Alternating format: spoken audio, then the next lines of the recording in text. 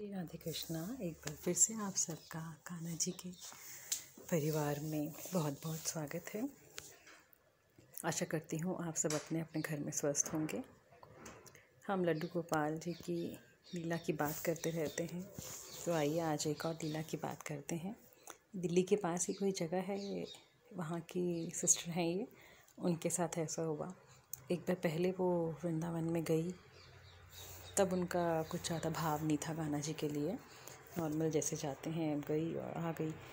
आके उनको किसी से पता चला कि बिहारी जी कैसे प्रकट हुए थे सब, तो उन्होंने उनके बारे में सुनना, पता करना शुरू करा, वीडियोस देखना यूट्यूब पे भी, वैसे भी कथा पढ़ना। वो पढ़ते पढ़ते देखते देखते उनको धीरे धीरे लगाव होना शुरू हो गया और बहुत ही ज़्यादा हो गया। तो उनके मन में, उनके घर में कान्हा जी हैं छोटे 3 नंबर के, तो उसके बाद उनको लग गया कि अब मुझे वृंदावन जाना है। उनका काफ़ी ज़्यादा झुकाव हो गया।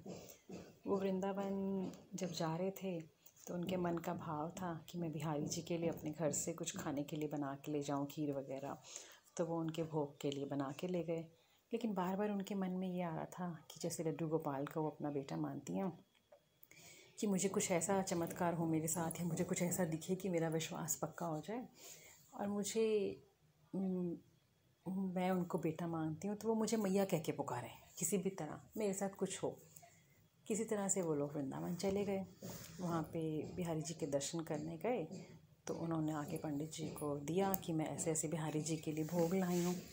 वो उन्होंने बोला, वो उन्होंने वहीं पे रख लिया। दूसरे गोसाई जी ने बोला कि नहीं, भोग लग चुका है। जैसे तैसे करके उन्होंने वहाँ पे वो टिफ़िन छोड़ दिया। तो वो सोचते रहे अभी मेरे साथ कुछ होगा, अभी मुझे कुछ आभास होगा, लेकिन वहाँ पे ऐसा कुछ नहीं हुआ।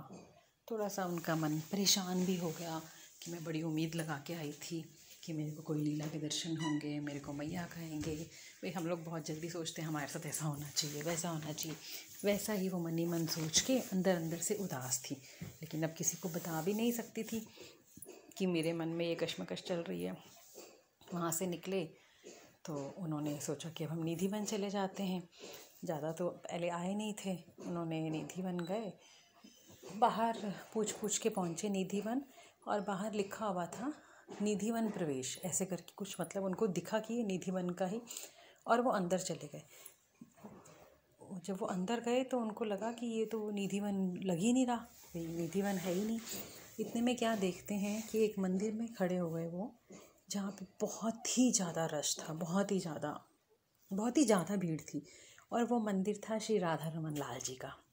राधा रमन लाल जी का मंदिर था, और उस दिन उनका प्रकट्य उत्सव मनाया जा रहा था, जिस दिन राधा रमन जी प्रकट हुए थे। मैंने पहले इसकी वीडियो डाली हुई है, राधा रमन जी कैसे प्रकट हुए थे, तो मैं उसका लिंक डिस्क्रिप्शन बॉक्स में शेयर कर दूँगी। ये लोग वहाँ पहुँच गए जहाँ पे राधा रमन जी का मंदिर था, और पहले कभी भी नहीं गए थे लोग। वहाँ इतना रश, धक्का खा खा के ये सबसे आगे पहुँच गए, और बहुत सुंदर दर्शन हुए। साड़ी पहनी हुई थी इन्होंने। अब ये सोचें कि मैं बाहर कैसे निकलूं, मतलब बहुत बुरी तरह से फंस गए। उनके हाथ में लड्डू गोपाल जी भी थे, और उसी दिन उन्होंने एक वहाँ से किशोरी जी भी ली थी कि लड्डू गोपाल जी घर में अकेले हैं, तो हम एक राधा रानी का भी बाल रूप, किशोरी जी का बाल रूप लिया था। उनकी बास्केट भी पिचक गई, वो मतलब परेशान हो गई कि धक्का लग रहा था। उधर किशोरी जी और लड्डू गोपाल बास्केट में पिच के जा रहे हैं, उधर उनकी साड़ी, मतलब बहुत बुरी हालत हो गई लोगों की, एक के ऊपर एक लोग चढ़े हुए थे। अचानक से क्या होगा कि पता नहीं, उनको दिखा नहीं, उनका हाथ किसी ने पकड़ा। उनका हाथ पकड़ के बोला, मैया यहाँ से आ जाओ। आप सोचो, इतना रश, इतनी भीड़, जहाँ पे अपने ही परिवार वाले नहीं दिख रहे, वहाँ पे कोई आके क्यों बोलेगा, और उसी को क्यों बोलेगा कि मैया आप यहाँ पे आ जाओ। उसका हाथ पकड़ के, ना धक्का ना कुछ, बड़े आराम से उसको ले जाके किसी ने साइड पे खड़ा कर दिया कि मैया आप यहाँ से आ जाओ, और वो चुपचाप बाहर चली गई। उस टाइम वो इतनी भीड़ से निकली थी कि उसको कुछ समझ नहीं आया कि ये क्या हुआ है। इतना रश था कि उसने इधर उधर देखा, उसको कोई दिखा भी नहीं, लेकिन उसको वो फील, उसका वो हाथ टच करना, उसका वो हाथ पकड़ना, और इतने शोर में उसके कानों में मैया की आवाज़ आ गई। मतलब इतना रश है तो शोर भी बहुत होगा, हम आवाज़ तो आएगी नहीं, हमें दूसरा शोर आ रहा होगा, भीड़ भड़ाके वाला, लेकिन उसके कान में मैया की आवाज़ आ गई, और वो साइड में खड़ी हो गई। उस टाइम पे उसके दिल में, उसके कलेजे में वो ठंडक पहुंची कि ये हो ना हो, मेरे बिहारी जी आए थे बाल रूप में, क्योंकि मेरा मन था, मेरा भाव था कि वो मुझे मैया कह के पुकारें, और इतनी भीड़ में से मुझे कैसे एक झटके से बाहर निकाल दिया कि पता ही नहीं चला। ऐसी लीला हमारे कान्हा जी बहुत सारी करते रहते हैं, हम पहले भी सुनते आए हैं, आगे भी सुनते आएंगे। बस सिर्फ़ और सिर्फ उनके लिए भाव सच्चा होना चाहिए। आशा करती हूँ आपको ये कथा बहुत अच्छी लगी होगी। इसको ज़्यादा से ज़्यादा शेयर करें, लाइक करें, कमेंट बॉक्स में कमेंट ज़रूर करें, और बहुत से बहुत लोगों को प्रयास करें कि वो बिहारी जी के लीलाओं को सुन सकें।